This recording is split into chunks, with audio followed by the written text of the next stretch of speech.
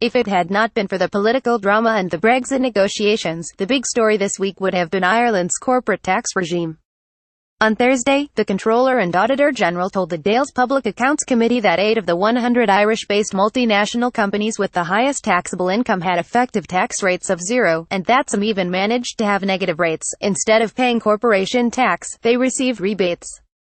On the same day, the Nobel Prize-winning economist Joseph Stiglitz told the Irish Times that Ireland's tax regime is part of a corrupt global system, which is fueling inequality and political extremism.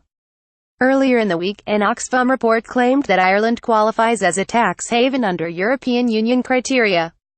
And in between, Donald Trump specified Ireland as a jurisdiction from which he intends to lure back U.S. multinational companies with his planned tax reforms.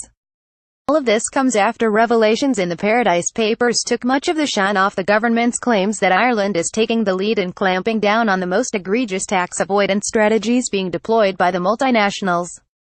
Ireland has made a virtue of closing down schemes like the notorious Double Irish, but the CAG's figures undermine any claim to the high moral ground. However much we protest our innocence, we cannot pretend that the perception that Ireland is playing a game of beggar my neighbor with corporate taxation is both prevalent and, to some degree, justified. We cannot afford this damage to our global reputation. There is a broad consensus that Ireland must defend its 12.5% corporate tax rate. But that rate is defensible only if it is real. The great risk to Ireland is that we are trying to defend the indefensible. It is morally, politically and economically wrong for Ireland to allow vastly wealthy corporations to escape the basic duty of paying tax. If we don't recognize that now, we will soon find that a key plank of Irish policy has become untenable.